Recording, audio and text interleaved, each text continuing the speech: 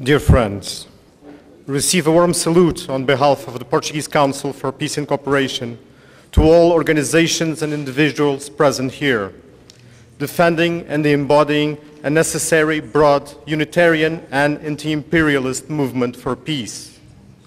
We thank the Belgrade Forum for a World of Equals for the honor of having invited us to be here and to address you, and for organizing this important international conference in which they have so warmly welcomed us.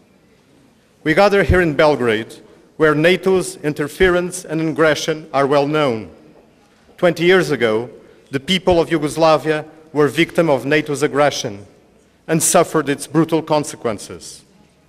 An aggression that marked the return of war to Europe and the beginning of a new phase of increased aggressiveness by the United States and its NATO allies, followed by interference and aggression against Iraq, Afghanistan, Libya, Syria, or Iran, Ukraine, and Venezuela, just to name a few.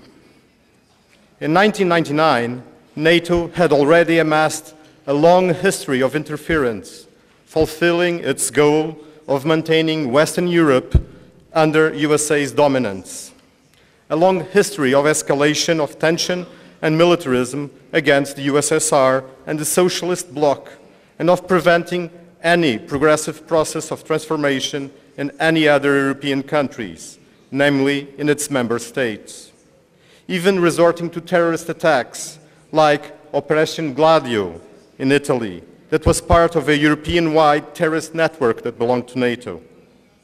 In Portugal, during the April Revolution, started on the 25th of April 1974, precisely 45 years ago, NATO exerted pressure and interference, including the demonstration of force through the locked gate naval maneuvers that took place in the beginning of 1975 off the Portuguese coast, trying to thwart the progressive course proclaimed by the Portuguese people and the military of the armed forces movement. Interference and destabilization against the Portuguese Revolution that was in clear contrast to the support that was given to the former fascist dictatorship that oppressed our people for 48 years and waged a colonial war, also with the support of NATO, against the peoples of Angola, Guinea-Bissau and Mozambique. Dear friends, in its 2010 summit held in Lisbon, NATO adopted a new strategical concept that has since been reaffirmed several times, reinforcing this political military bloc as a tool of imperialism for interference and aggression. A new qualitative leap confirming NATO as the greatest threat to security and peace at a global scale, as reality has been demonstrating. USA and NATO assume for themselves the right to interfere and intervene anywhere in the world, using any pretext, trying to mask their intents and searching to justify NATO's existence and their criminal actions.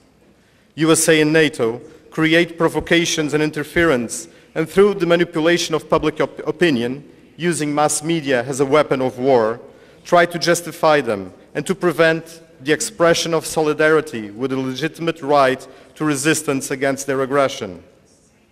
USA and NATO have launched a new dangerous arms race and brutal increase in military expenses, the installation of military bases and equipment in Europe and around the world, promoting the transformation of each country's armed forces, trying to make them into expeditionary forces at the service of USA and NATO's goals, promoting the militarization of international relations, promoting war.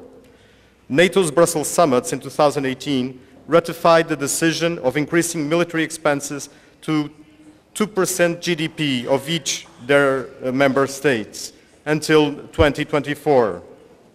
When the United States have already a record-breaking military budget for 2019-2020 that exceeds 1.4 trillion US dollars, and United States, NATO, and their main allies are responsible for 70% of the total military expenses in the world. USA and NATO reaffirmed the keeping and the use of nuclear weapons, including in a first strike, They have this in their strategical concepts. And they also promote the installation of United States nuclear weapons in other NATO member countries. NATO also promotes the installation in Europe of the United States offensive missile system under the guise of an allegedly defensive anti-missile system, as they called it, in its aim of trying to encircle the Russian Federation. NATO has been broadening its sphere of action through the so-called partnerships with countries and regional and international organizations, trying to ensure it can directly intervene or place others at the service of United States goals for global hegemony. NATO cooperation agreement with Colombia is one of such examples and a great threat for all the countries in Latin America. They announced now new partnership with Brazil just the day before yesterday. According to its goals, needs and possibilities, NATO would act as a main actor or as the director of other actors in its interference, aggressions and occupations against sovereign countries. USA and NATO try to instrumentalize the United Nations, searching to whitewash their illegal actions, but they do not refuse acting in total disrespect of the United Nations Charter, principles, and of international law. It is within this framework that, not without rivalries and contradictions with the United States and even within the European Union, through its militarization, the European Union assumes itself ever more as the European pillar of NATO, or as complementary to this political military aggressive bloc. The EU has been supporting the militarist and interventionist drift of the United States and NATO. Dear friends, the Portuguese Council for Peace and Cooperation has a long history of fighting against NATO and struggling for its dissolution. We also reject and oppose the militarization of the European Union, the ongoing militarization of the European Union, and denounce the plans through the Permanent Structural Cooperation, PESCO, and European Interventions Initiative that will constitute new tools for imperialist interference and intervention. Consequently, we also denounced the so-called European Defence Industrial Policy and the European Defence Fund that aim to coordinate, complement and enlarge investments in military research and development, in the acquisition of military equipment, and in the financing of the European Union battle groups. We live in times of growing interference and aggressiveness of imperialism, the main and most dangerous threat to world peace and security. But, faced with this threat, the peoples resist and the possibilities broaden to struggle in defense of national sovereignty and for peace. These opportunities also arise. We consider that the struggle for peace is a key and an indispensable contribution to overcoming social inequality, injustice. It's inseparable from the aim and the struggle for a world with social justice and progress based on national sovereignty, democracy, cooperation, mutually advantageous economic relations, based on the respect for the rights and yearnings of all the peoples of the world. The desire and the right of the peoples for peace is materialized in achieving the rights to well-being, nourishment, water, health, housing, education, work, culture, recreation, healthy environment, all the things that were taken away by NATO with its war. This right is materialized in achieving freedom, sovereignty, social justice, economic development. It's achieved through the material conditions for a dignified and stable life for all. 70 years ago, in April 1949, in Paris and in Prague, the first World Congress of Peace Partisans was held. A congress where delegates from dozens of countries participated. At the end of the following year, in the Second World Congress, the World Peace Council would be founded.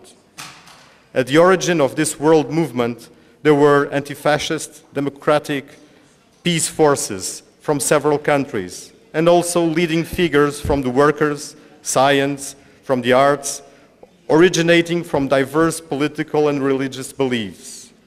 Through these 70 years, the World Peace Council and its member organizations have been in the forefront of the struggle for peace and against war.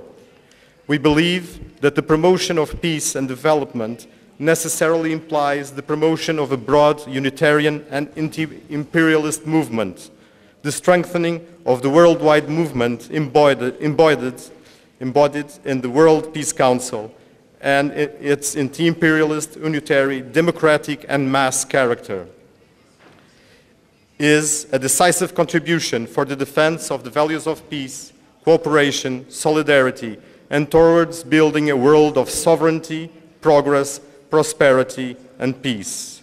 So no to war and poverty. Long live peace and prosperity. Thank you.